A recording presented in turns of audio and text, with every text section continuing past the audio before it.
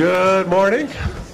Hope all of you are doing well on this sunny July day in Tempe, Arizona. Welcome to the Arizona Investment Council's 2014 debate for the office of Arizona Corporation Commissioner. This year, 2 seats on the 5-member panel are up for election, and the winners in November's general election will be filling the seats of departing commissioners Gary Pierce and Brenda Burns. I'm Gary Yaquinto, President and CEO of the Arizona Investment Council. As an organization, AIC has approximately 6,000 members who are investors in Arizona utility companies and other Arizona businesses. AIC advocates on behalf of the interests of our 6,000 member investors. We also work with policymakers to support investment in the state's essential backbone infrastructure. We're sponsoring this forum today to inform and educate our members and the general public about the candidates and the role of the Corporation Commission. AIC believes in Arizona's future economic prosperity, but it can only happen with adequate investment in the state's foundational infrastructure. In just a few moments, we'll begin our debate, but I do have a few announcements I'd like to make. First, I'd like to thank the 3 candidates you see on stage for appearing here this morning to share and discuss their views on the important business of the Corporation Commission. We began working with all the candidates several months ago. At the same time, we began planning for this event. All 6 candidates had provided assurances that they would be here to participate this morning, but unfortunately, due to a variety of reasons and circumstances, 3 of the candidates will not be appearing here today. And that's unfortunate, but we do have 3 able and willing candidates up here on the stage to share their views with us this morning, and I'm looking forward to an informative and lively debate, and I hope you are too. I think it should be good. And we'll be covering a range of issues focusing on energy, water, telecommunications, and utility regulation in general. And at this time, I'd like to thank our marketing partner, Arizona Forward, for helping get the word out on this event. I'd also like to thank the folks at Rio Salado College for this terrific venue. We always love and appreciate coming here. And anyone who has been involved in putting together events like this knows that there are 1,000 details and some hair-raising last-minute changes and magical moments to reach this point in our program. And for AIC, all of those details and issues have been managed expertly by Michelle Cipriano, who's sitting over there in the corner. Please give her a round of applause. Take a bow, Michelle. And I'd like to remind everyone that we're also producing a live webcast, which will also be available for on-demand viewing from AIC's webcast beginning tomorrow. Viewers of the live webcast can right now ask questions through our web portal. In fact, that portal became active yesterday afternoon, and we've already got some questions from audience that intends to view this morning. Just follow, for those of you watching on the web, just follow directions to submit your questions, and we'll endeavor to get those to the moderator. For those of you in the room, we're also going to entertain questions from you, but you'll have to write them on the cards provided at your table. And if you have a question, if you could just raise it in the air or hand it to either Michelle or to me, we'll get those questions to our moderator. And then following the debate, I'd like to invite everybody to stay for a lunch. It'll be served buffet style in the North Hallway, and hope you all can stay and mingle over lunch. Now I'd like to introduce AIC's chairman of the board. No, it's not Frank Sinatra. It's Mr. Jack Lunsford. Many of you know Jack from his former life as the CEO of the West Valley Economic Development Group, Westmark, Jack is also currently founder and principal in the Lunsford Group, and he is currently serving as an advisor to City of Phoenix Mayor Greg Stanton. Jack.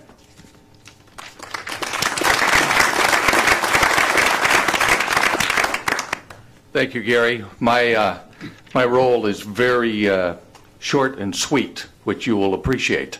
But I have to acknowledge the person who led the applause when I came up here was Elliot Hibbs, who I succeeded as chair, and he's grateful that I am now the chairman and he's not. I am honored to be with you this morning. I thank each and every one of you for taking time out of your day to join us in this really important discussion and debate over an office that oftentimes is not always acknowledged for its importance and its role in our state and in our communities. And to that end, you have a group of people who help Gary, the rest of the board of directors. They are here, almost all of them. One of our charter members, one of our founders, Wayne Anderson. Thank you, Wayne, for always being a part of what we do. One of our newest board members who joined about the same time or a little bit after I did is Margaret LaBianca. Thank you, Margaret. I've already mentioned the esteemed Elliot Hibbs. And Al McHenry, there's no way to describe what Al has been doing in our community over these years. And ones who couldn't be here, Erica Hansen, Wendy Feldman-Kerr, and Ken Bennett, all who provide really important discussion and an important role for AIC. The others that are extremely important that I want to make sure, and I'm not introducing them by name, but I see many of them in the audience. Will the members of the Public Affairs Committee please stand and be acknowledged? Alan, don't be shy. But, you know, yeah, I was going to say there's others. Yes, absolutely. These folks play a really key role for us and the organization as well, and we thank them for their service. Lastly, and I know that Gary's going to thank all of our sponsors, all of our table hosts. I thank all of you for participating, sharing, and for supporting AIC. And I thank our candidates, who I happen to have the privilege of knowing, and I thank them for all being here today, too. This is really, really important. So thanks all to you. Have a great day. I look forward to this. We have the preeminent moderator, in my opinion. I will let Gary officially and properly introduce him, but I acknowledge if he's not the best, he's one of the best. So I'm glad he's here.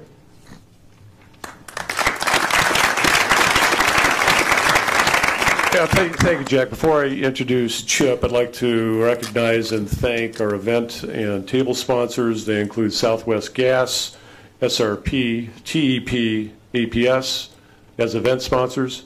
And our table sponsors include AARP, CenturyLink, EPCOR, Fenimore Craig, Lewis Roca Rothgerber, Liberty Utilities, Pulsinelli, the Rose Law Group, and Tri-Advocates. Thank you all.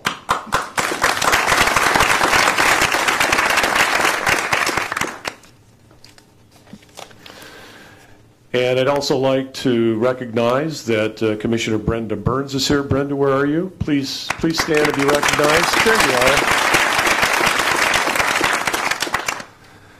you are. Okay.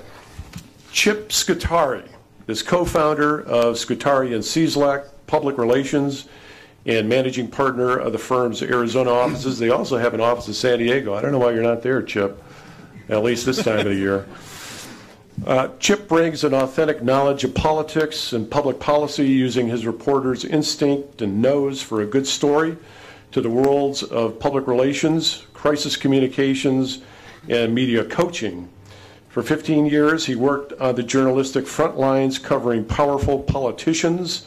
I don't know who they could be, but There are some of them out there, and influential business leaders. National news outlets like Fox News Channel, MSNBC, National Public Radio, and New York Times frequently call Chip for all his take on the news because of his strong connections to all sides of the political spectrum. He's also been a guest blogger for the Arizona Republic's election coverage. Chip has a BA from Providence College in Business Administration and a master's degree in journalism from Syracuse University. Ladies and gentlemen, please welcome Chip Scutari.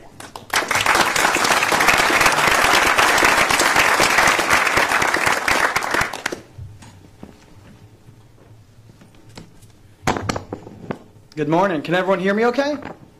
Thanks again for coming to the Arizona Investment Council's Corporation Commission debate. I think, just as a political junkie, this is a fascinating race because there's no incumbents on the ballot. And this race has gotten quite a bit of coverage for lots of different reasons. Let me set out a few ground rules. Each of the three candidates will have a 2-minute opening statement. I'll be watching that clock, but because we have a little more flexibility here, I won't be too strict. And then each of the candidates will have a 2-minute closing statement. And as Gary mentioned during the debate, if you want to write down questions, write them up, get them to Gary, and we'll try to weave them into the debate. I think, thanks for the nice introduction, but I think the only reason I'm moderating this debate is because Marty Schultz and Michael Grant turned it down, but I'm honored to be here. Everyone, please turn off your iPhones or smartphones or mute them so they don't interrupt these brilliant candidates. Let's start with opening statements, and let's go to Jim Holway first. All right, thank you. Welcome, everyone. Good morning, and particularly thank you, Chip. I want to thank Rio Salado College as well as Arizona Investment Council and Arizona Forward for sponsoring this debate. It's a pleasure to be here, and I'm pleased that you invited all the candidates. So, as we said, I'm Jim Holway, and I'm running for the Arizona Corporation Commission because we need to move Arizona forward. I have the experience, the skills, and the commitment to work with all of you to make that happen. I have over 35 years of experience working on key issues that affect Arizona and affect the Corporation Commission, the key challenges facing our state. From my time as Assistant Director of the Department of Water Resources to being the first professor of practice in ASU's School of Sustainability as that was gearing up, and then many of you supported me 3 years ago, I was elected to serve Maricopa County on the CAP board. So on all these, I have a long track record of working collaboratively with industry as well as all the interested parties in the state on the big issues of energy, water, and growth, three of the biggest issues that impact Arizona. And I look forward to a rigorous debate on these issues, and I'm very interested in your questions, the moderator's questions, and the discussion will get going. But I think we also need to deal with the elephant in the room. Or for a moment of humor, maybe it's the elephants who are not in the room. Half our candidates aren't here today. And the reason, at least for some of them, as I understand they're not here, is because of their view that the debate sponsors are also those who have now put $400,000 of independent expenditure money into this election. Another $100,000 was just reported this morning that's been dumped into this election. I was also lobbied to boycott the debate. Frankly, if I had to boycott it, I don't think it had a debate. But those of you who know me, I think, can attest that I'm always interested in discussing the challenges and the opportunities that face our great state. So I'm here to do that with my fellow candidates and with all of you. However, I am concerned with the infusion of secret money. And let's be honest here. This is an effort to buy this election. There is no question about that. That needs to be part of the conversation here today as well. I believe it's in the best interest of all the people of Arizona. And in my mind, that includes the utilities, and it includes many of you who are the shareholders and the stockholders in those utilities. It's in all of our interest that we have an independent and respected commission. So thank you. I'm glad we're all here this morning, and I'm looking forward to substantive discussions on the issues that matter to you that come before the commission. Thank you very much. Thanks, Jim. Let's hear from Tom Freese. Thank you, Chip. Good morning. I want to thank everyone for coming out. A lot of preparation went into this event, and I think Gary has just done a fantastic job. My name is Tom Freese. My wife Casey and I live in Chandler with our 4 kids, Jack, Maddie, Tommy, and Allie. School starts next Monday, which means we get our lives back to a certain extent. So pretty excited for that, but I've enjoyed a summer with getting the kids to work on the campaign. My background starts with my family and my private sector experience. I'm currently the founder and CEO of a small business in Mesa called The Hive, which is an education services company. We have 11 employees, hiring probably another 10 before the end of the year. I've served in the legislature for the last 4 years. I was made a chairman my first year and served as the chair of higher education.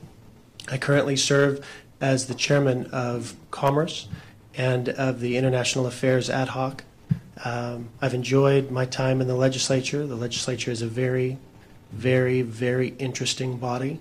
And I think it taught me how to take my beliefs, my ideology, and then in a real world setting, be able to get things done.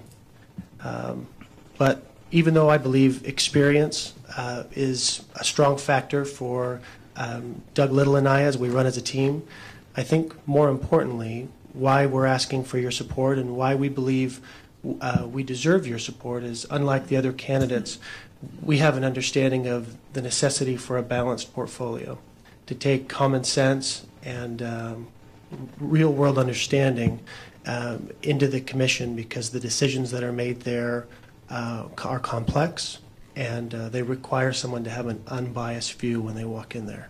So pleased to be with you this morning and look forward to hearing from Doug. Thanks, Tom. Let's hear from Doug Little. Good morning, everyone. I'm Doug Little, and a lot of you might wonder who I am and why I'm running for this office. Well, the who I am is I'm a businessman. I spent 30 years in the technology field. My most recent position was as Vice President of North America Sales for a $400 million software company. And one of the things that I saw there was the need to balance competing agendas to accomplish the objective of the organization. And I see that as being an issue here at the Commission as well. Because one of the things that commissioners have to do is they have to take a lot of competing agendas and competing information, synthesize it, and come up with a good decision that's going to benefit as many people as possible in Arizona. But to tell you a little more about me, the reason I got involved in this is because actually I spent 15 years in the power generation field, in construction, in maintenance, repair, and operations. And in addition to energy generation, I also worked with pipeline companies and also petrochemical companies and water companies. So I actually have some background in this particular industry, despite what certain former congressmen might say in the paper. At the same time, you should understand why this is so important to me and why I'm actually running for this office. I lived in California for a long period of time. In fact, I moved here from California in 1998, so I guess you could say I'm a California refugee. I saw the impact of poor energy policy in California in the late 1990s. And one of the reasons that I moved here was because of some of those bad policy decisions. And what I wanted to do was, when I came here, make sure that California never became Arizona. And one of the commitments I will make to you is that as a commissioner, I will do everything possible to ensure that we have the best and brightest possible energy future here for Arizona, because that's going to be something that's going to be really important if we're going to have a great and bright future here. Thank you very much. Thank you. Thank you for those introductions. All right, Jim mentioned the elephant in the room, and I was relieved he wasn't talking about myself. But let's, in all seriousness, let's get down to it. Unless you've been living under a rock or vacationing in some exotic locale without Wi-Fi, you've probably seen some media coverage over something called dark money in the CorpCom race. So first question to Tom Faris. In your opinion, even though it's legal under the Citizens United decision, is it appropriate for any company that has business before the ACC to financially assist candidates for the office, whether directly or indirectly through campaign donations or independent expenditures? What do you say on that? Thanks, Skip. Chip. That's all right. I've been called worse. Just don't call him an elephant. An elephant, don't call him an elephant. Do I have a problem with it? I don't have a problem with it. No. You know, this is a Supreme Court ruling on Citizens United. And if people have a problem with the law, then they need to direct it towards that forum. It needs to be something that needs to be taken up through the forum. I do think it's very interesting that the conversation about dark money is about Republican dark money.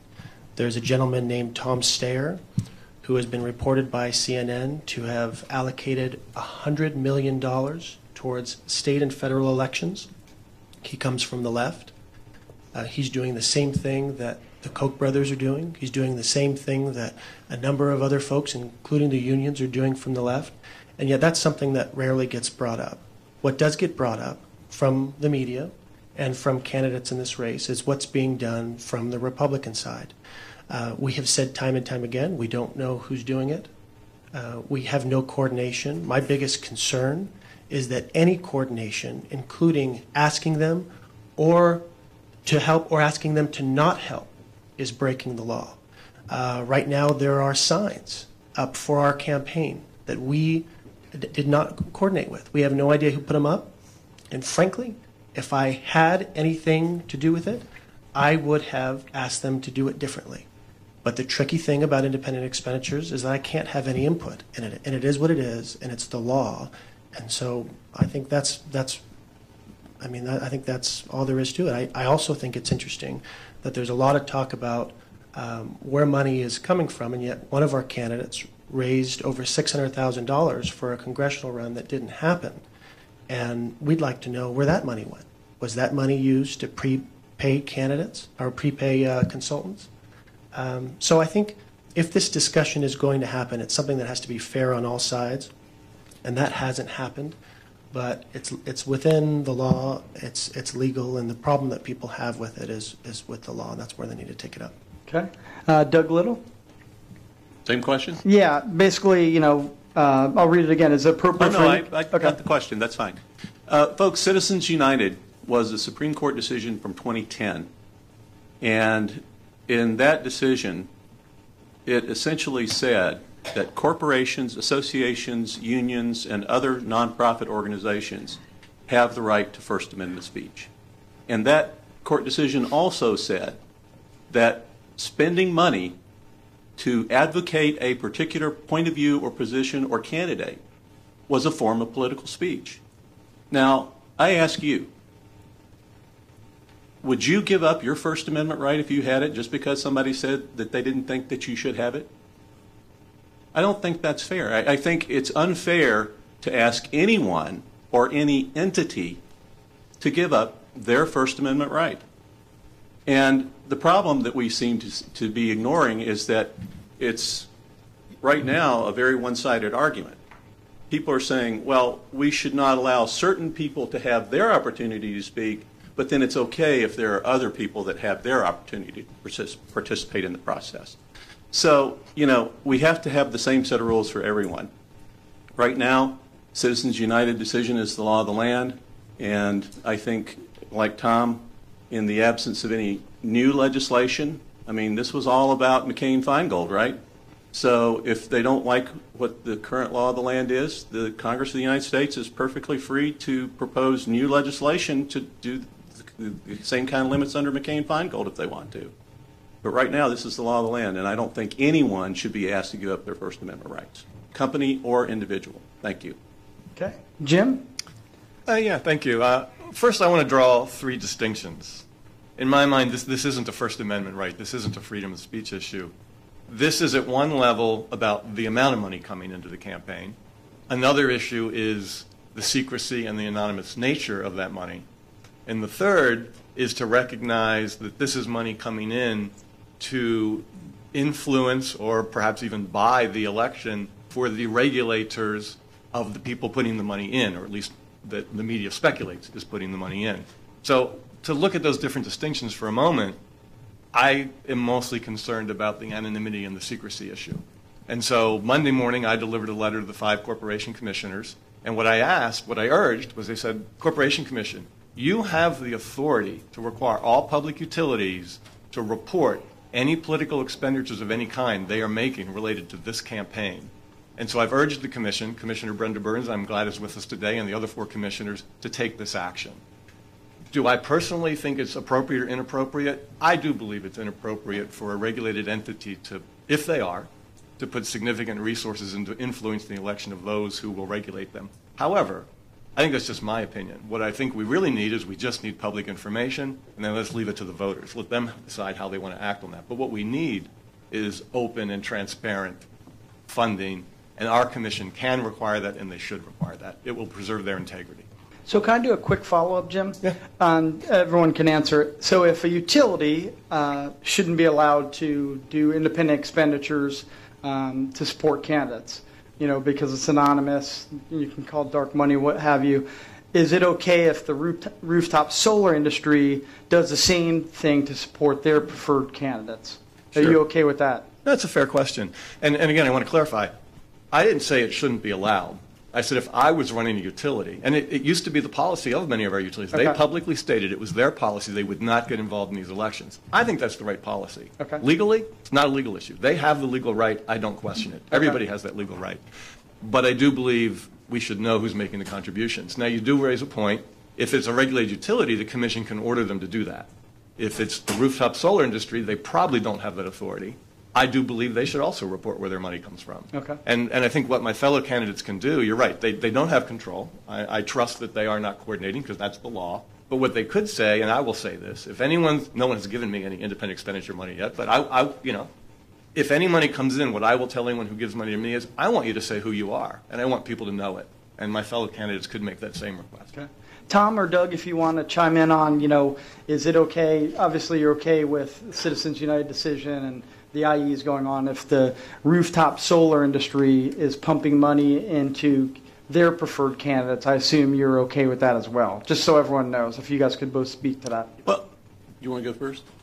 Go ahead, Doug. So, you know, I'm a big numbers guy. I do research because I think research is important, because I think that a candidate should understand the issues and understand what's going on. But I also do research on other things. Would it surprise you to know that one of our competitors, who is supposedly not influenced by the solar industry, received 27% of her seed money from solar interest directly? 27%. That's a lot. And, you know, when you look, you can go look at my report. I challenge you to find any donations from any seed money donations from any solar companies. Certainly they wouldn't, but anybody else as well.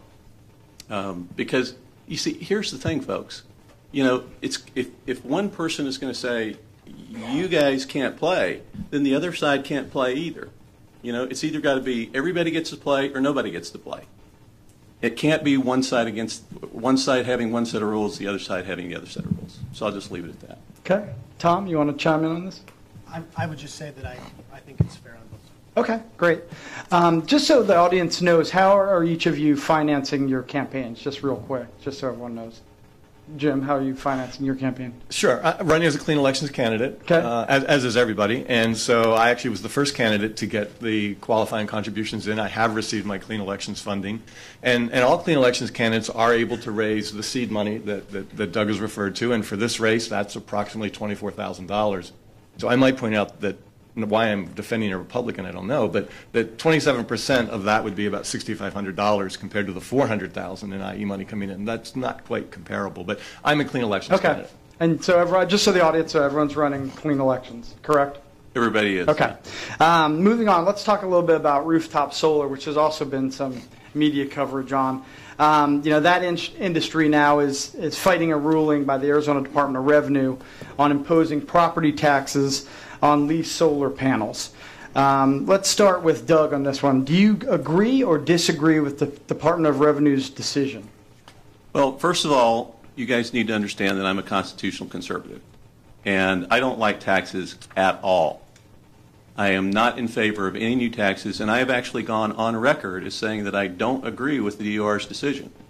That decision should be coming from our legislature.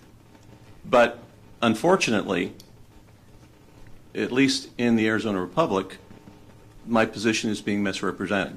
So just so you're all real clear, I am not in favor of any new taxes on rooftop residential solar. And then one follow-up for each of y'all. Do you believe the ACC has a role in this dispute, or it's clearly not in your realm? This is not under the purview of the ACC. The people that decide how much money we're going to spend or what taxes we pay are the legislature. That's where our taxes are originating. Thanks. So this is a question for the legislature. They need to make a determination on that. Okay. Mr. Faris, agree or disagree with the DOR decision? Well, I'll start with your other question, just to stir it up a little bit. Okay, stir it up. This is an issue for the governor and for the legislature, and yet it's been used in this campaign as a diversion. So we'll talk about anything except the real issues at the commission. I serve in the legislature. This issue did come before me. I remember being on the floor. It was attached last minute to a bill, and I worked with a group of legislators to have it stripped. I think there is an argument that there's property taxes that others pay that solar doesn't. My issue is that it was being done very quickly. It wasn't being properly discussed. And I think you can have something that needs to be done, but you also have to do it in the right way and in the right time. And there are many rooftop solar companies here in Arizona that are growing. They provide a lot of jobs. It's a very interesting industry. I am not anti-solar at all. I think it's a wonderfully disruptive business, and it's got a great future. The last thing that I want to do is to do something without putting thought into it, especially on the implementation, and putting jobs in an industry at risk. The Department of Revenue decided to take things in their own hand, and knowing the nature of the legislature and the folks that are there, I'm quite confident that they're going to take control of this issue next year. So there's a lot more to follow on this. And as a citizen, and as somebody that's concerned, there is a role for a commissioner. But at the commission, the job of the commission in regards to the utilities is to set the price. And I think it's a dangerous path to start working on this and talking about this, because if folks are looking to grow the scope of the commission, at one time I believe the commission was grown to regulate buses. I mean, really, the wrong person in this office could turn it into a monster regulator. I'm headed in the other direction. I think we ought to look at being smart at what we regulate and making sure that we're not going overboard. And that's where I'm afraid this conversation is taking us. Okay. Jim, do you agree or disagree with the DOR decision? And if so or not, do you believe the ACC has a role in that? I disagree with the decision of the Department of Revenue. It is not an ACC issue. I believe that the other speakers are right, that this will wind up at our state legislature. I think the governor could solve it, but I don't know that she will. I have taken a position. In fact, about a week ago, I delivered a little over 2,000 signatures of Arizona residents on a petition saying that they thought this tax should be stopped, and they asked the governor to stop it. I have a couple concerns with it. One is just the equity and fairness of it. If you own your rooftop solar system, you are not going to see the tax. If you lease it, you are going to see the tax. About 70 or 80% of the systems in Arizona are leased. This is probably 20 or 25,000 churches, schools, small businesses, individual homeowners. In fact, many entities that themselves are not subject to tax, like schools or churches, will be subject to this tax, because the leases almost invariably pass this cost back to the installer of the solar. So those who manage to afford to buy the system, we're going to let them go, but we're going to tax those more likely on a fixed income or lower income who had to lease the system. That's just a bad policy. But also, there are good reasons that we have chosen to incentivize and try to support and build a solar industry in Arizona, and it's been, until recently, very successful. We now have policies coming from our commission and this policy that are turning the other direction. So it doesn't make a whole lot of sense to give an incentive in one hand and then come back and put a tax that's going to be $100 to $200 per household back against them in this way. Okay. Tom, you want to chime in on that? I just wanted to talk about the format. Are we allowed to give each other a hard time, or do you want us to wait until the end for that? Let's wait a while on that. But if, all right, but it's coming. If someone needs to rebut another statement, just raise your hand and I'll give you some time. So don't worry. Tom, you'll have plenty of time to I'll be get your patient. points in. Okay. All right. Let's talk about net metering. The Commission recently authorized a small net metering surcharge on users of renewables so they can contribute to some cost of the grid, which is selling power back to the utility, as you all know. Let's start with Jim Holway. Is this concept good or bad? And specifically, if elected, how would you balance the interests of rooftop solar customers and non-solar customers? Thanks, Jim. Clearly, this is going to be one of the biggest controversies the Commission is going to be dealing with over the next short period of time, or maybe long period of time. And you couldn't live in Phoenix and not be bombarded by all the commercials from both sides that came out on this issue. And I appreciate Commissioner Burns' request, Bob Burns in this case, when he went to both the parties in this and said, look, tell us who's spending money and how much you're spending. And again, that's the kind of public disclosure I think it is good to have. My view on it is I believe net metering is a good thing. I believe it will and should continue. The question is under what rules and guidelines. That's the debate and discussion we need to have. The key problem I have with the decision that was made by the Commission is I believe they made that without good factual evidence in front of it. You have a Commission that sits in this case as a quasi-digital body. They have studies from APS that prove their point. They have studies from the rooftop solar industry that prove their point. Both have philosophically valid points. Both produced highly biased studies to make their point. So how do you make a factual decision when you don't have any facts in front of you?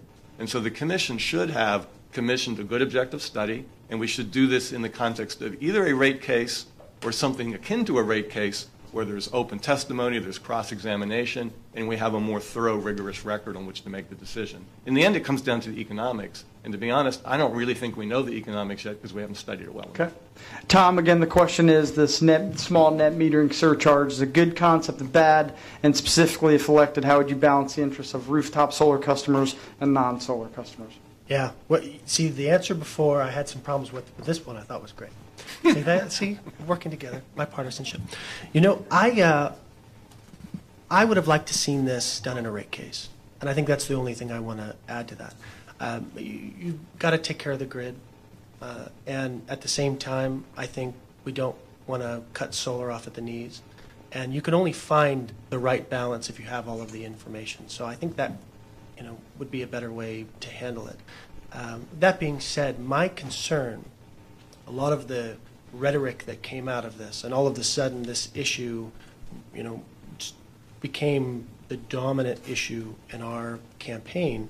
I see folks going into this like it's a war, and they're fighting a zero-sum battle. And at the end of the day, we're talking about Arizona. We're talking about working together to make this the capital of the Southwest. And that's possible. It's within our grasp. And that requires folks on all sides of an issue like this to work together. So I'm confident that there are solutions that make sense for everyone. But I do think you can't do that unless you have all of the facts. Okay. Doug Little? I believe that the Commission did the correct thing back in November. And I actually gave testimony before the Commission during the public comment phase of that discussion. And my public comment was essentially this. We have a shared grid. And everyone from the standpoint of non-solar customers, rooftop residential solar customers, we all have a stake in making sure that that grid is properly maintained and making sure that the costs associated with maintaining that grid are fairly apportioned to the users. And the key word is fair, because one of the things that I looked at was the cost shift. And right now the cost shift is quite small. But as we continue to see solar grow, which we will do, because solar is an important part of Arizona's energy future, as we see it continue to grow, it's going to become larger and larger percentage. And the way I explain it to people on the campaign trail is, the road system is a shared grid, and we pay gas taxes. And the gas taxes go to help maintain those roads. But we have more and more cars that are electric cars, and they're not using very much gas, but they still use the roads.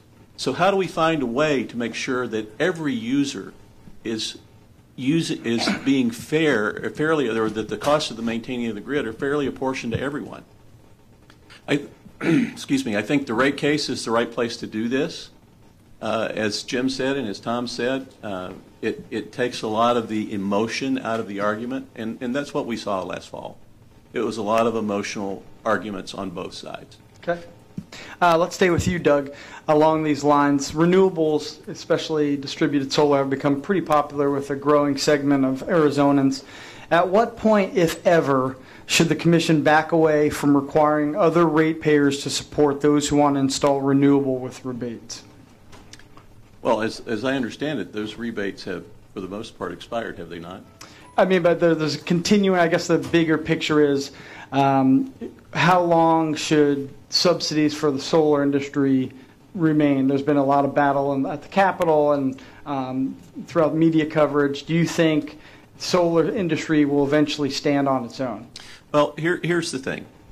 In order to keep costs reasonable for Arizona consumers, we have to have a balanced portfolio. Each different generation technology has a different cost profile associated with it. Nuclear, clean coal, and natural gas have relatively low cost profiles. And I'm not going to talk about numbers because you guys are probably one of the audiences that are more aware of the numbers than anybody else. We also know that renewables are a lot more expensive. Depending on exactly what we're talking about, in some cases they can be as much as 2 to 3 times in terms of the cost of generation. So the real objective is how do we keep costs low for the Arizona ratepayer? And by having that balanced portfolio, having the right mix of clean coal, nuclear, hydro, solar, wind, natural gas, we can keep those rates low. One of the I believe that the market forces will see, you know, as we continue to move down this path, I think we'll start to see the costs of renewables go down. But for right now, I think trying to arbitrarily incent the increase in renewables is just going to have one effect. It's going to have an effect of causing our Arizona consumers' electric power rates to go up, and I'm not in favor of that. Okay, let's go down here to Jim Holway. What's your answer on that? Sure.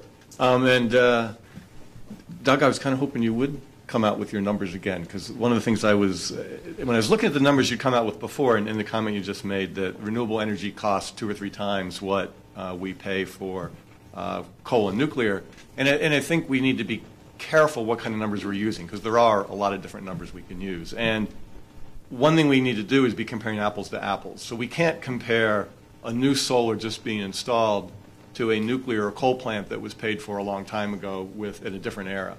If we look at the numbers for new generation being brought into board, and so the numbers I'm looking at come from the U.S. Energy Information Administration, which is some of the most authoritative numbers, and they're saying, what's the cost of a new plant that would come into production in 2019, because it takes a few years to get in place.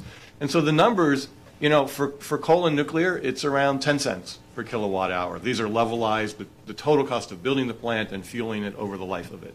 So for nuclear and coal, you're looking at cost around 10 cents a kilowatt hour if anyone was building a new plant, which today they're not. Natural gas is lower, in part because the natural gas prices are erratic, but at the moment they're quite low, as we've talked about. And solar is coming in at the moment at around 13 cents a kilowatt hour. So it is a bit more. But you also have to realize the price of solar panels has dropped 3 times in the last 10 years, from approximately $3 to $1 a watt. So we are seeing rapid decline. So I think Doug's point is right. I think we will very shortly see a point where renewables are actually cheaper than other sources of power. And my view is that Arizona should be the leader in terms of development of solar and renewable power. And I don't just mean production from it. I mean research, development, innovation, partnering with our universities, capitalize on this as a major job opportunity for the state. And what we have done is we have incentivized renewables in part to incubate and build that business. It has been very successful. That's why we have dropped the rebates from fairly high rebates to 0, because the prices have been dropping. We need to continue that. And so my view is I would want for all of you in this audience, if you were trying to make a decision, would I want to put rooftop solar on my house? I want that to be a good economic decision for you, because at the moment we have about 1% of Arizona with rooftop solar. We can have significantly more than that, and it can work with our grid, and I think we still need to encourage it. We will very quickly be at a point where even if there's a subsidy today, the subsidy will go away. And Chip, even in your question, you basically said, do we agree that it's okay to have the sort of cross-subsidy that the net metering decision reflected? And I'm still waiting for proof that, in fact, there is a cross-subsidy. I mean, we don't have that data. There may be, there may not be. We need the data. But let's go. Let's go to Tom, and then I think Doug wants to chime in. Yeah, I believe your question was on whether or not we would have to change our renewable energy standards in the future. Do I understand that correctly? Well, I'm asking from a Joe Sixpack perspective. That there's been debate in the media and at the Capitol if the solar industry will ever stop needing rebates, subsidies. Would you phase that out? Do you support that? How would you balance those interests? Yeah, I think that as an industry, that time is coming for them that they won't need it anymore.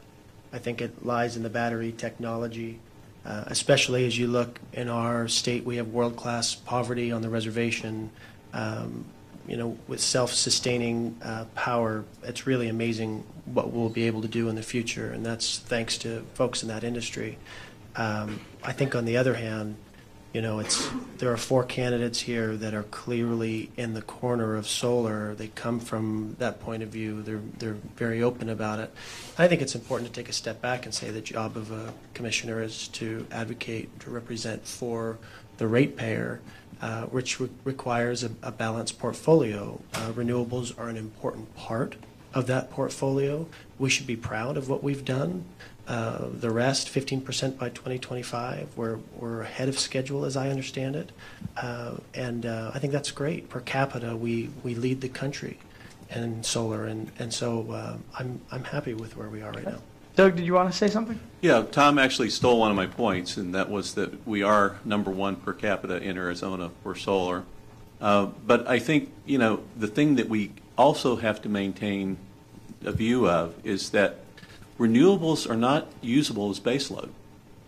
We have to maintain solid generation resources in baseload because, you can't rely on the fact that the sun's going to be shining and the wind's going to be blowing. And until the technology changes dramatically so that it can be a part of baseload, if in fact it ever can be, we still have to make sure that we have adequate generation resources in clean coal, in hydro, in nuclear, and natural gas so we can maintain the proper service levels to the Arizona consumer. We've got to have baseload. We've got to be able to respond to demand. And the renewables just can't really do that at this point.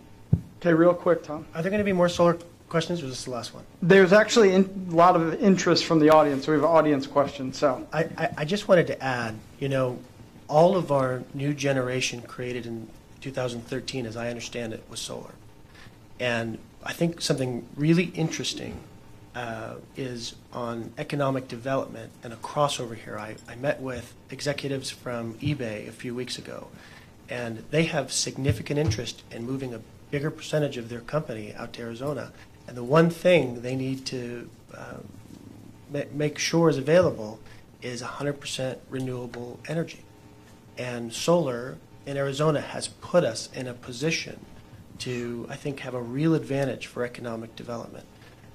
Not economic development where we create policy and then the policy creates some type of a prop-up or a subsidy that pays for jobs, but where we take what is already in existence and we package it in a way that we can sell Arizona to employers.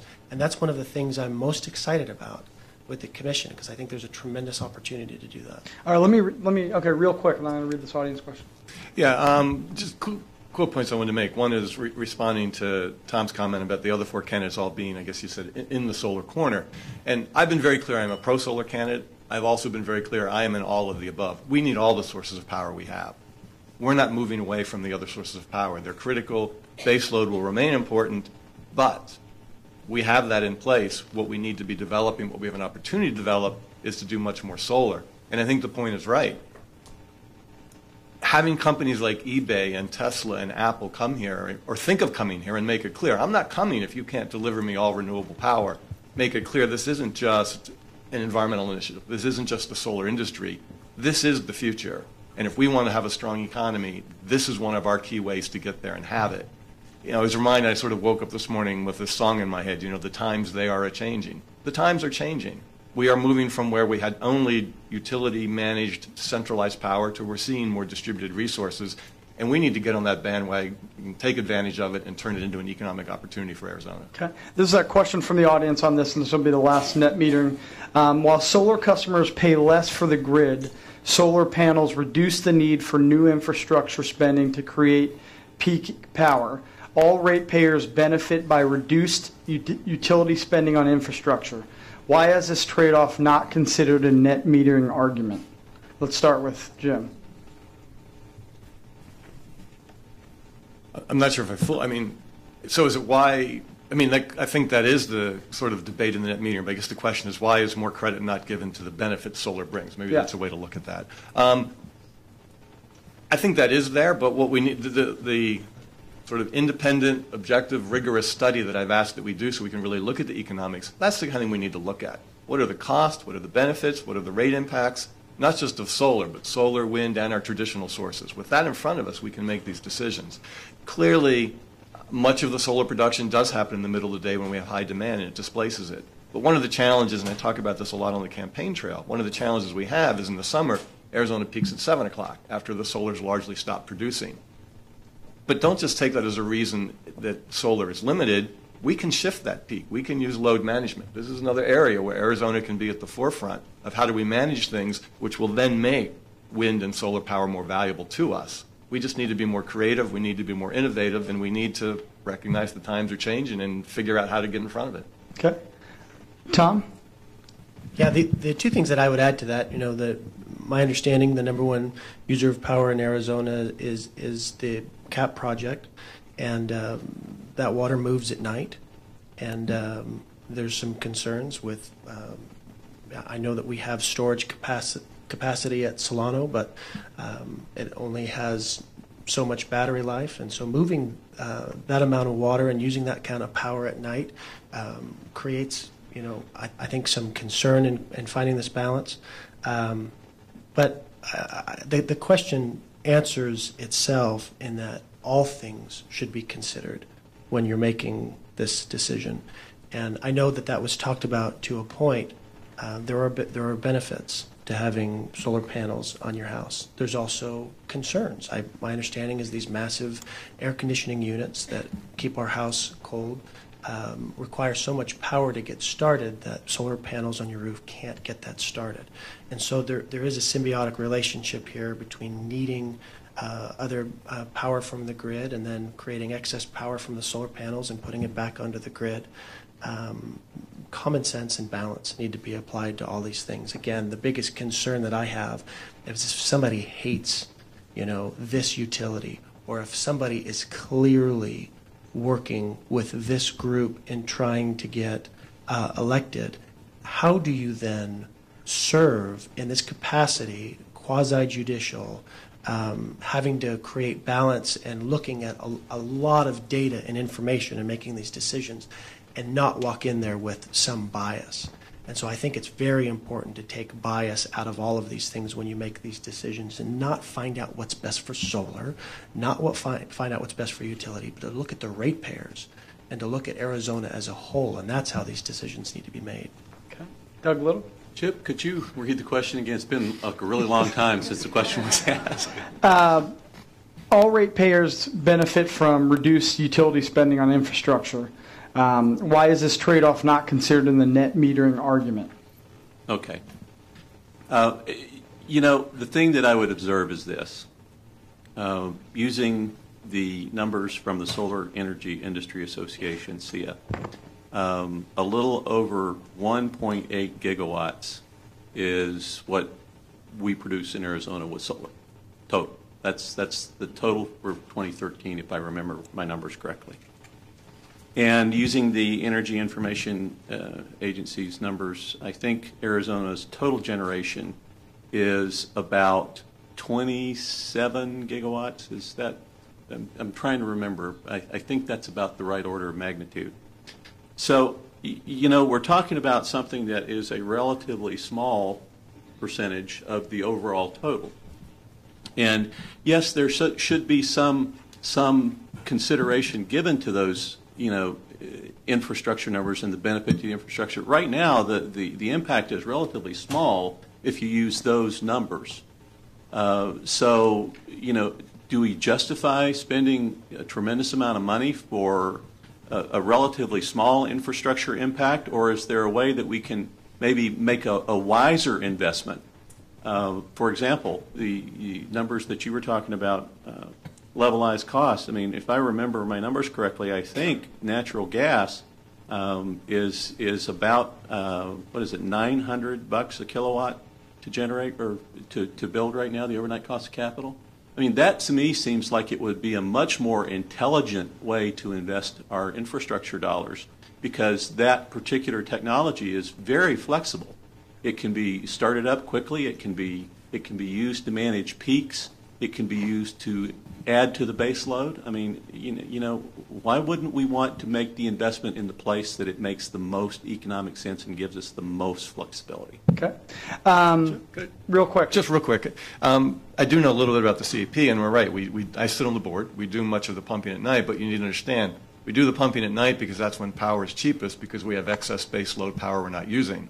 If when we have excess power changed because we had more solar, we could easily change when we pump. That's just a matter of you take advantage of the lowest cost. Okay. One of the most important issues we face in Arizona and that the Corporation Commission deals with is water.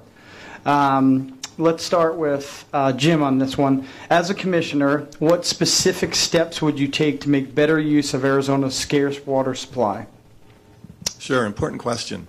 And the role of the Commission on Water is actually growing. I mean, I used to think back to my times in the Department of Resources, it was fairly minor, and to be honest, the Corporation Commission was usually suing the department together with the private water companies on our conservation requirements. So I'm glad the Commission has moved to a more progressive understanding of what Arizona's water needs.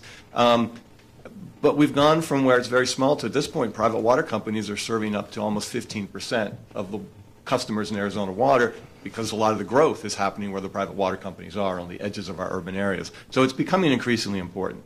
So I think the key role for the Commission is, one, we need to make sure that our water companies remain viable and they're able to make the investments they need to make. And there is some work beginning to happen on that, particularly an issue for the smaller water companies.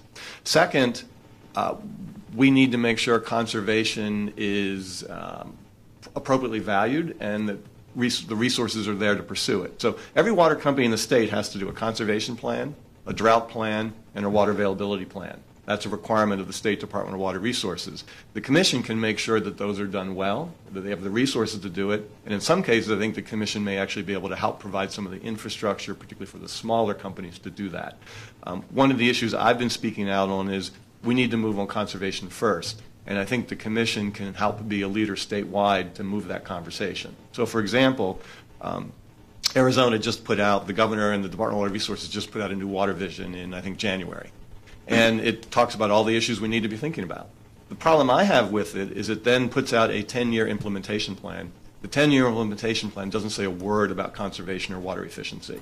And so what I've said is that needs to come first. Yes, we need to talk about importation. Yes, we should be talking about desalination, but only in the context of having made sure we're as efficient as we can be before we do that.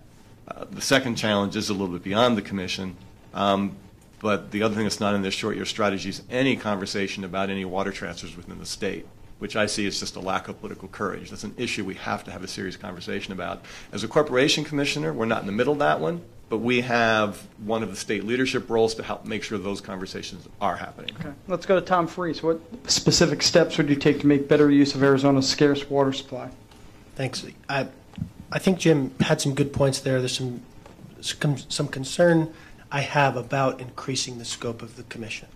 And I think that's I hear an awful lot of talk about Arizona's future with water and what the Commission can do about that, and really what that means, ... is that the responsibilities and the scope of the Commission would grow.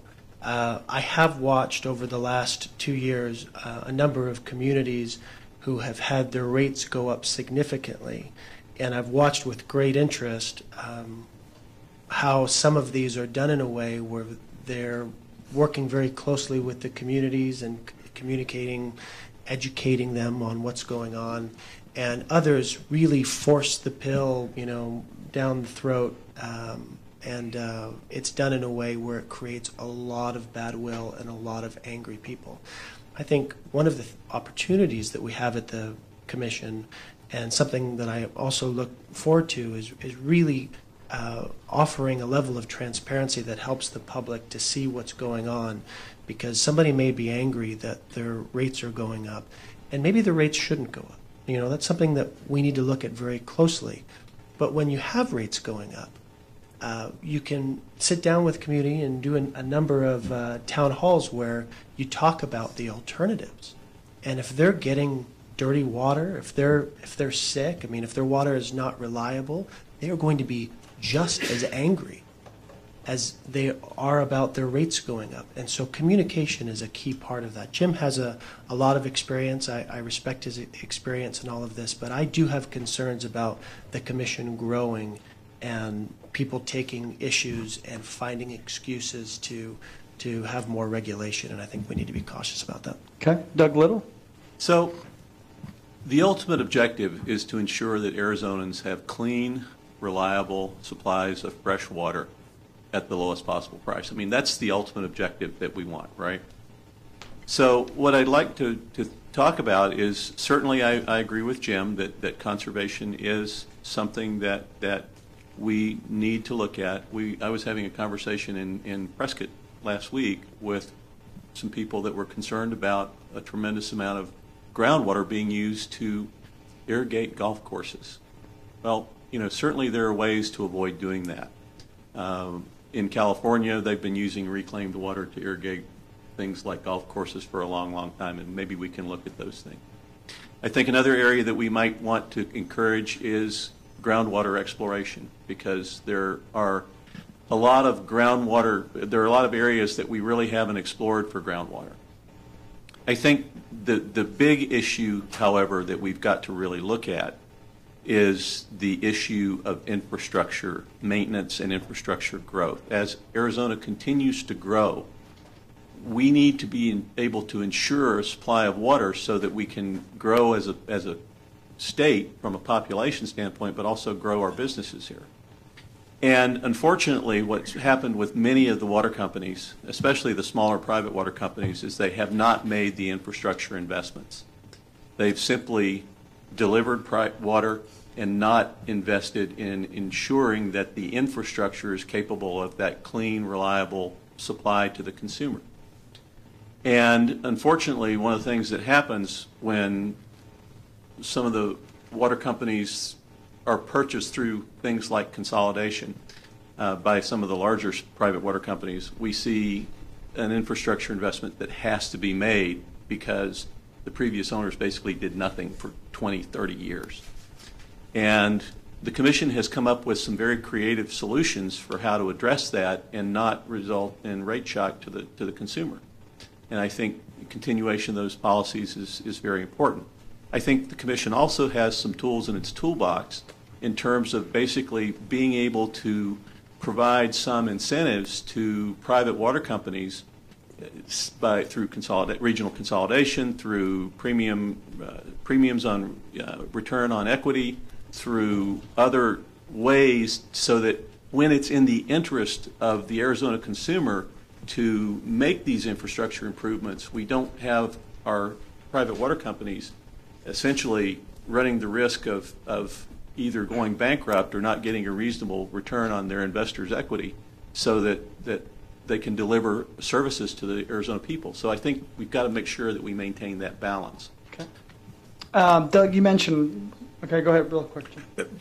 Just one real quick thing. I want to be really clear that I am not proposing in any way any expansion of the responsibilities or the authorities of the Commission over Water. It's how do we carry out the responsibilities they already have and make sure the companies have the resources and the viability to do what needs done.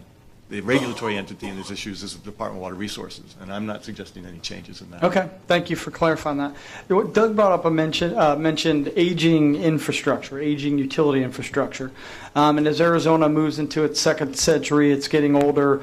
Much of the infrastructure, say with water companies, pipes, tanks, wells, other utilities need to be replaced, which is very, very expensive in the millions and millions of dollars. Let's start with Tom Freese. Do you favor or oppose an adjustment mechanism to address this issue? Why or why not? I think it's worth considering. I think it has to be part of the conversation. I do worry that as we are moving forward to significant growth, I think that our growth is going to escalate in the next 5 years. We have 10 to 15,000 people move to the Phoenix area every month, but there are more jobs. There are more jobs coming. There are more communities being built. And I do have concerns about the infrastructure and our ability to sustain that kind of growth on the long term. It has to be done, so everything has to be on the table. The role of the commission in setting the price of the utilities is just to make sure that this is something that's being factored in the conversation. Okay. Doug Little? Well, I think the Commission has actually already started to address some of these issues. There's a program called System Improvement Benefit Program that is specifically designed for some of the smaller water companies so that they can essentially spread the cost of the infrastructure improvements necessary in their systems over more of the lifetime of the project. And there's ample precedent for this kind of thing in the construction industry. I mean, if you look at the construction industry, one of the things that you have to do is you have to pay based on work in progress, and you get progress payments as you complete work. And I think what the Commission has done is they've identified a way for small incremental increases in water rates as the infrastructure improvements are occurring, so that, number one, the private water companies don't have to come back for a rate case every year. They have a sort of a pre-approved incremental increase that might be 1 or 2% a year, and the Commission essentially monitors their compliance with the proper rules so that, we don't have to have a rate case every year for a water company. So I think, some of those kinds of programs are the ways that we're going to accomplish that infrastructure improvement in our water system. Okay. Jim?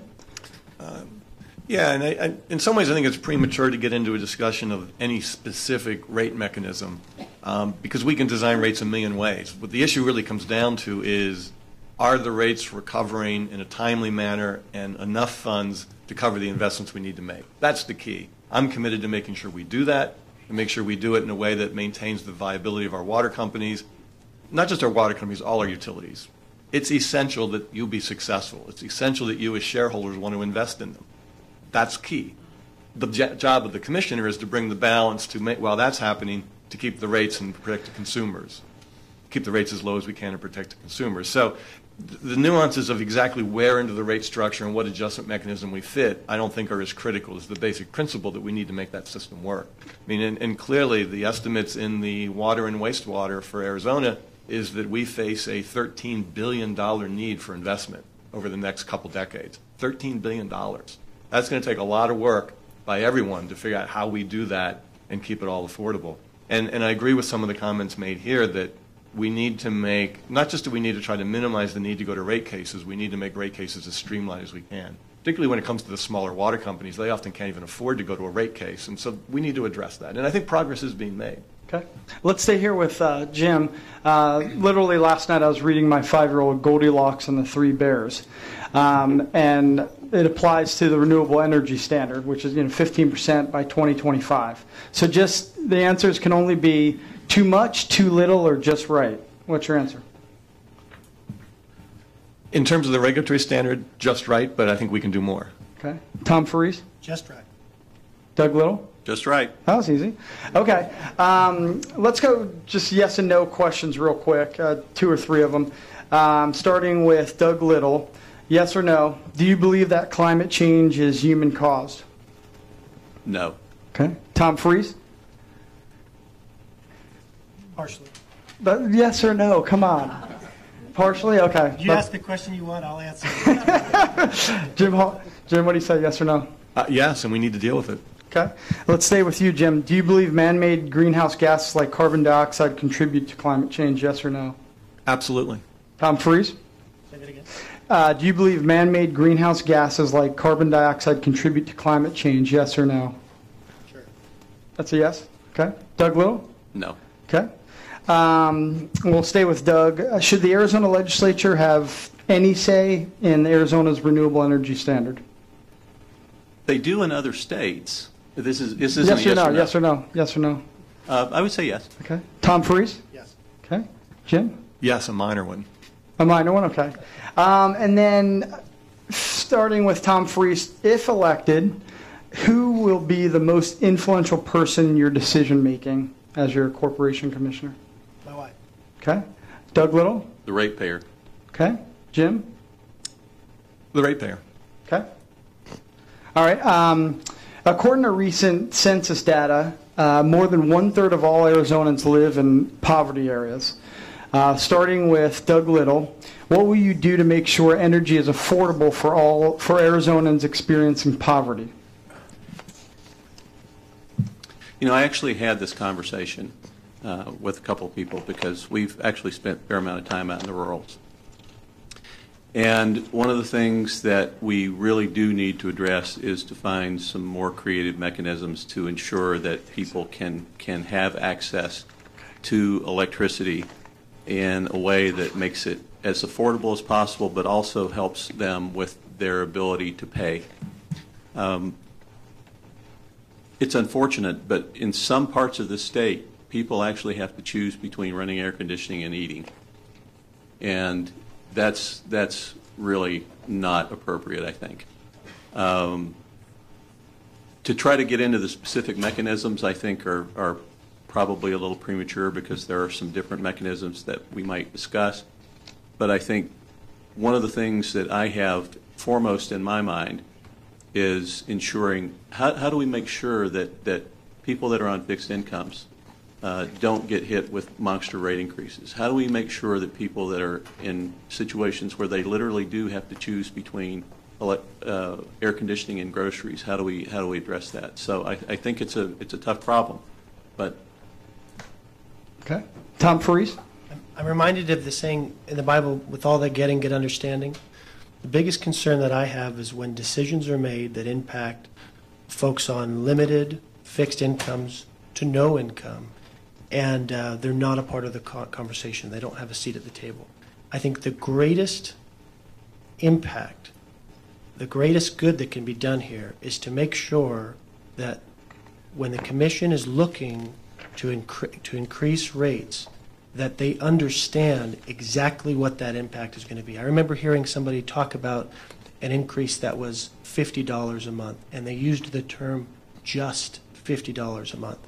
And it's important to understand that there are folks that we've been able to visit with in this race, rural Arizona on the reservations, and that is a significant amount of money. And so it's understanding the impact that it's going to have on everyone. Jim? Yeah, it's a critical issue. I met about a week or so ago. I sat down with the Arizona Community Action Association, who this is within their area of responsibility to look at that. And one of the things that we were talking about, and I hope they will do that, is actually have a commission debate that they will partner with some others, and that can be the focus of the debate, so we can highlight this issue that I think too often gets ignored.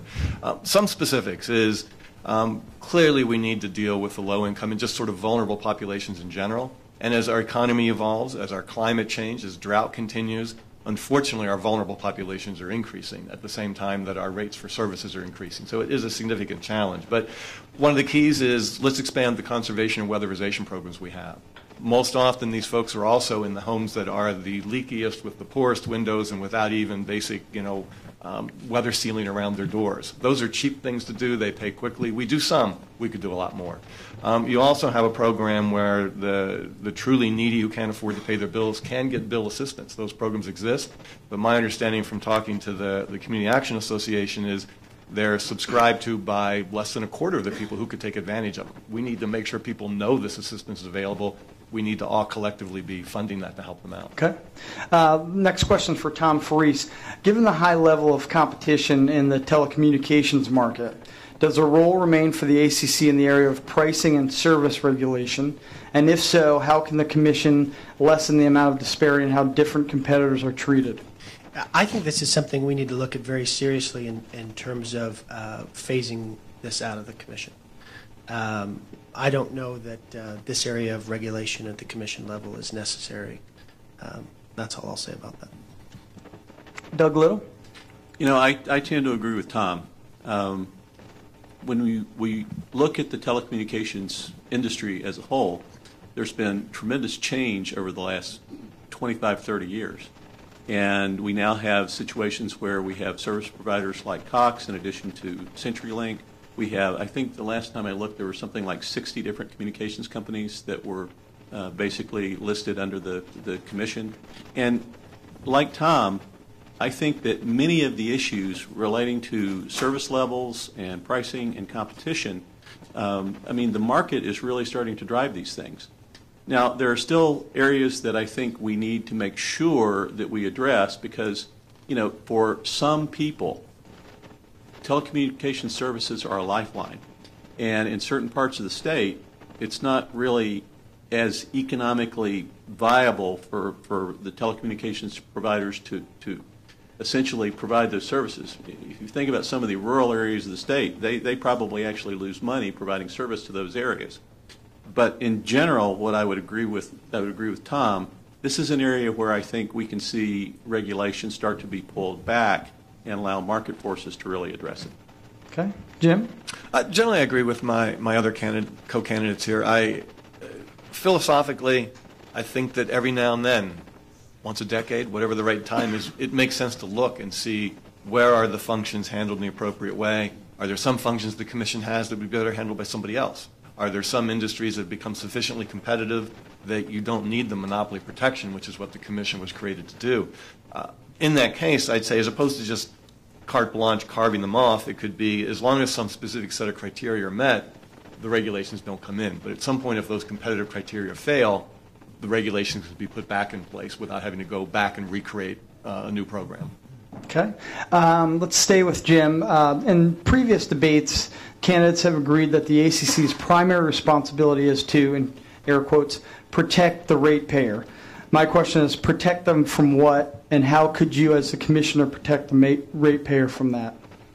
I think the key is the constitutional mandate of the Commission is to ensure just and reasonable rates. I mean, so that's really the key, and that's what all the attention goes to figure out what are those just and reasonable rates.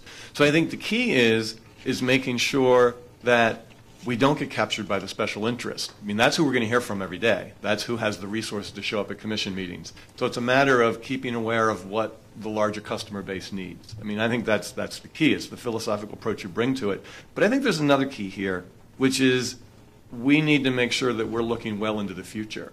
I mean, the kind of investments we make in water and energy, as you all know, they're investments that we're thinking 20, 30. In case of water, we're sometimes thinking 60 years out. And so we need to be looking further into the future.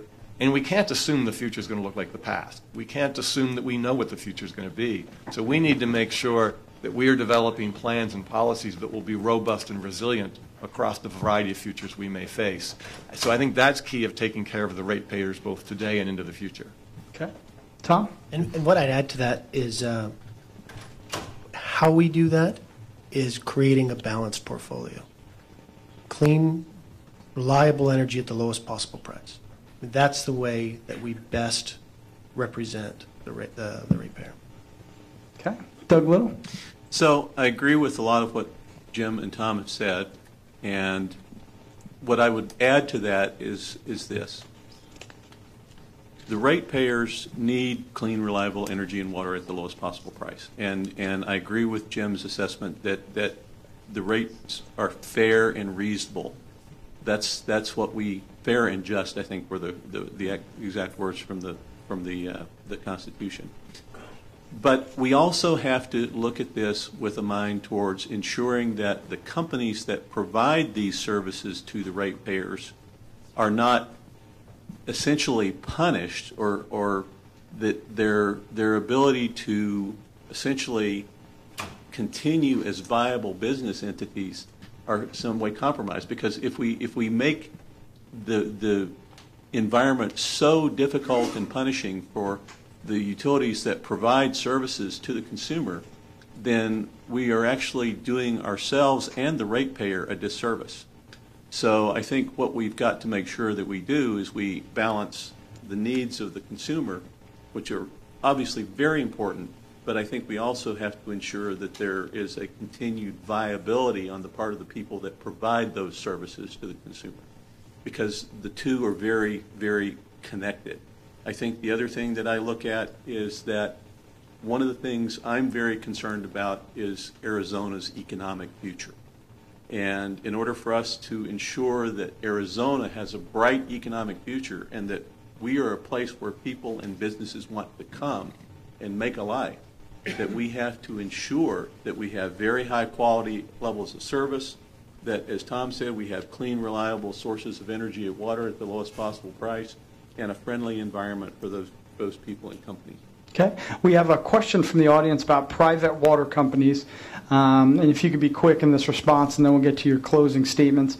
Would you support requiring private water companies to place funds in escrow and invested by the state treasurer to support future infrastructure repair and replacement? Let's start with Tom Freese. You know, I'm hesitant to give an answer on that before I've properly reviewed it, but I think it's worth considering. Okay. Doug Little? I mean, it's an idea that could have some merit. I would say that we could look at it, yeah. Okay. Jim? Yeah, I think we need to create some mechanism to make sure the money's put aside. One of the things that creates real rate shock is when a company hasn't made the investments, or perhaps there's been some inadequate management, and suddenly someone's going to come in and fix it, and the customers have a 60, a 70% utility rate hike. So I think this is part of that looking into the future. So yes, we should figure out some mechanism. Whether this is the mechanism, I'm not sure. Doug, you want to add something? Yeah, I just want to make a comment. Depending on the escrow requirements, I mean, you know, this is one of those double-edged swords, because in some cases, depending on what that escrow requirement might be, it could be financially a disincentive, or it could be make life difficult for the private water company. So that's why I said, you know, it's worth looking at and talking about, but I think you have to understand that that's not a fix-it kind of thing for everything. Okay. One last question. In June, the EPA announced new carbon emission requirements. As proposed, they would disproportionately hurt Arizona, requiring a 51% reduction in carbon emissions by 2030. That could force the closure of 4 coal-fired plants in Arizona. As a commissioner, what action, if anything, would you do in relation to that proposal? Let's start with Doug Little. Well, geez, what can I say? That was such an egregious overreach. I mean, I can't even tell you how egregious the overreach is on that. And it certainly affects the major utilities in Arizona, APS, SRP, Tucson Electric Power. But it really disproportionately affects the co-ops in the rural parts of the state. You know, most of you guys are probably not aware that 80% of the generation from the co-ops is coal. This is going to devastate rural Arizona as far as if this were to happen. So one of the things that I would tell you is that since the states will be charged with actually developing the mechanism by which this policy would be implemented, first of all, I'm hopeful that in 2016 we may have a Republican president and the EPA could have the dogs called, the president could get the EPA to call off the dogs a little bit on this. But assuming that it might go through, one of the things that I would want to work towards is figuring out how we implement a plan that will have the minimum impact on Arizona, and particularly in the rurals. Okay. Jim Holway? I'm sure you're looking forward to a Republican president in the White House in 2016. Yeah, top of my list. Top of my list. Go ahead. Yeah. Let me sort of handle this sort of in a specific answer and then a more general comment. In terms of the specifics, there are some questions that we need to get answered. So the average reduction is being looked for was 30%, but Arizona is being looked to for a 52 or 58% reduction. We're second only to the state of Washington. And so I think we need to understand what the reason is for that. And I know some folks think there might even just be a math error in there. So that's an important question. The second thing is we are making some major investments. I mean, APS has been shutting down 2 of the coal units at Four Corners. I'm on the CEP board. We've been in the middle of the negotiations with the Navajo Generating Station. I support the compromise deal that would have us shut down 1 facility immediately. Basically, we're shutting down the ones other states are walking away from because they're not allowed to invest in coal anymore. But unfortunately, in the way it's set up, because those are on tribal lands, Arizona wouldn't get any credit for that.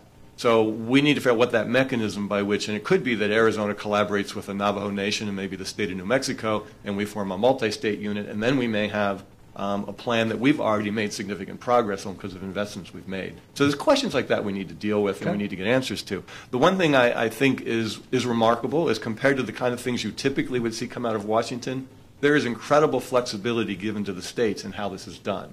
Now, if you fundamentally disagree that the regulation's needed, that's not going to do a whole lot to make you happy. And that's the general point I want to raise, is that, as we said before, Doug said he doesn't believe climate change is happening. He doesn't believe it's getting warmer. So, of course, you're not going to support this regulation. I think the reality is it is. And I'll draw a brief analogy. So I think there's probably about 200-some people in the room here. So if my friends at APS table want to raise their hand for a minute, we've got, maybe they won't raise their hands, but so there's 6 or 7 people at the APS table. If we wanted to look to our meteorological scientists, 97% of them say they believe this is real and it's happening. And the equivalent of the hands at the APS table would be the 6 or 7, the 3% that say it's not happening. Does that mean the 97% of you are right? Not necessarily. But it damn well means we better take it seriously and be ready for it if you are right. And that's what we have to do. And I think that it's inevitable that we are going to see regulations like this in the future. The utilities all expect it in the future. They're starting to prepare for them. It'd be foolish for the Commission to not start preparing for it. So let's make the regulation work as well as it can. But to deny the need for this is foolishness. Okay. Tom Freese? Yeah, the ideology from the left coming out of Washington really concerns me. And I think this is tantamount to declaring war on Arizona, on business, on the ratepayer. What they're suggesting, and that it could possibly be a math error, that this is, these are the folks at the Employment Prevention Agency back in Washington that are making these decisions that have such a significant impact on Arizona citizens, and that they could make a math error, is so offensive to me. And I think this is the issue right now. You talk to folks in rural communities, and they are very scared. This is going to be a life changer. I hope to be elected, and I hope to be able to fight this. I think this is something where the Commission is an elected position, and it has the ability to give us the pulpit and to explain to our public exactly what's going to happen if this goes through, because it will be a disaster. Okay, really quick, Jim. Just real quick, the point I'd make is we need to be clear. Yes, there's a pulpit. This is an issue over which the Corporation Commission has no authority. Let's talk about the issues we have authority over. We have enough challenges to face without fighting battles that we have no authority over. And the reason that it has no authority is because of a Washington government that usurps the power of the states. And that's the real issue here. I mean, the Commission should be able to make the decisions that impact Arizonans, and Washington's not allowing us to do that. Okay, let's allow our candidates to have 2 minutes for closing comments. And since Tom Freese is so passionate right now, why don't you go first, and then we'll go to Doug Little and then Jim Holway. I've had a lot of caffeine. I could tell. I'm very glad to be here. Very grateful for the time that you've taken to be with us today. I'm very sorry that the other candidates didn't come. You deserve to have that full conversation today. I would love to have your support. I think Arizona is a special place. This is one of the last places where people can come from around the world, from around the country, and they can be one thing. They come to Arizona and they become something else. They live the American dream. I've lived in a number of places around the country and around the world, and that's very rare, and this is a special place.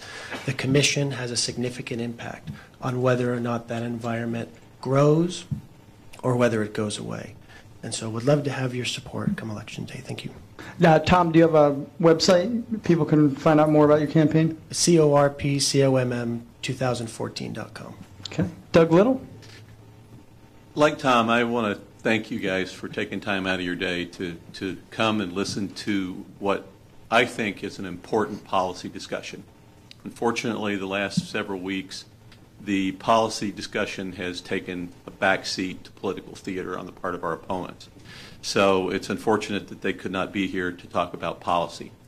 But more to the specific point of why I think I can do this job effectively, I just would like to remind you of my background in the industry. I'd like to remind you about my 30-year background in technology.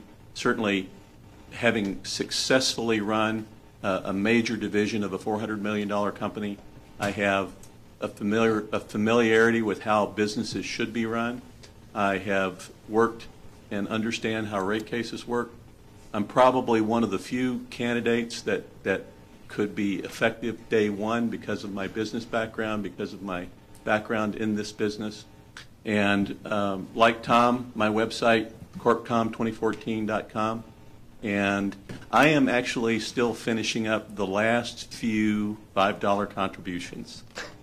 So if there's anyone in here that would like to contact me and help me out with a few $5 contributions, it would be greatly appreciated. I mean, we're so close. We're almost done. So again, thank you very much for coming out. Thank you for your support, and I'll be around for questions later. Thank you. Thank you. Jim Holway? Yeah, thank you, everyone, and Chip, thank you for a great job of moving us forward and keeping us on the issues. You've done great, and all of us appreciate all of you being here, and I would love as well to have seen all the candidates with us. I want to draw a real brief analogy because I think it's important to what we need to do on the Corporation Commission. You know, as most of you know, I actually started my career in energy. Started working in Washington, D.C. at a little think tank the same day Ronald Reagan was inaugurated, in fact. But most of my career was water, as you all know. And I think there's some lessons we can learn from how Arizona deals with water that I will bring to the Commission. The water community has done a great job of facing and meeting the challenges we've faced as a state over the last century and of coming to agreement on what needs to be done. You know, and I'm certainly not going to say water's not political. We know it is. You know, the old expression, you know, whiskey's for drinking or tequila maybe for us, water's for fighting over. That's certainly true here. But we have always kept water from being partisan. You know, we have never wrapped our water battles in ideology. And that's critical. We need to bring that same spirit of collaboration and balance and working together to the issues that the Commission deals with, in particular the energy issues. And so I would suggest to all of you here today, the utilities, the stockholders, and all the other general public we've got with us, that I believe all of us in Arizona are best served by embracing the opportunities of new technology and continuing to build a balanced portfolio, but not one based on what the balance was of the past, one based on what kind of balances we can build in the future. And so I think that includes clean and distributed energy and figuring out how to make it worth both technically and financially for everyone to integrate these together. So in other words, this is an area where we can lead the way. And by leading the way, we can build a stronger economy and we can build jobs in Arizona. Let's not fight what's happening. Let's get on board and be in front of it and turn it into jobs and technology that we export. So as your new commissioner, I will also ensure that we have an independent commission. I think that's critical that they be independent. And I look to all of you in the utility industry to lend a hand to that. I believe it serves all of our interests best. And the other thing I ask is I'd ask you to stand with me and sign the petition I have out there, which is asking our corporation commissioners to order utilities to report any funding they're putting into these elections. Let's shine a light. Let's make this an open process.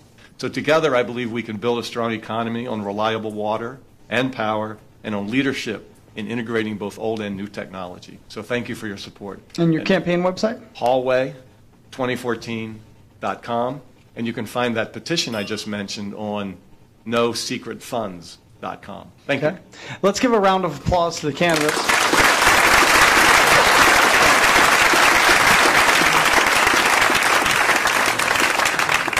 Well, thanks again to the candidates. Thank you, Chip, for a great job moderating. I've worked up an appetite watching and listening to this. I hope you have too. Lunch is served in the North Hall. This concludes our program. It concludes our webcast as well. Thank you all for being here.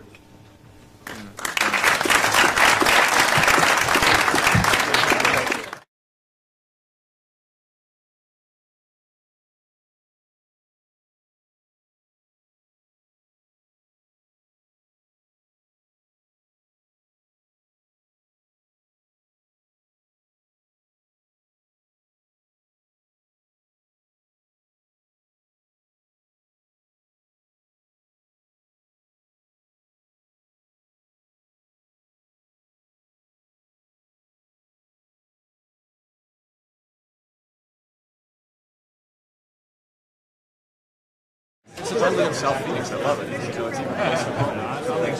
Yeah.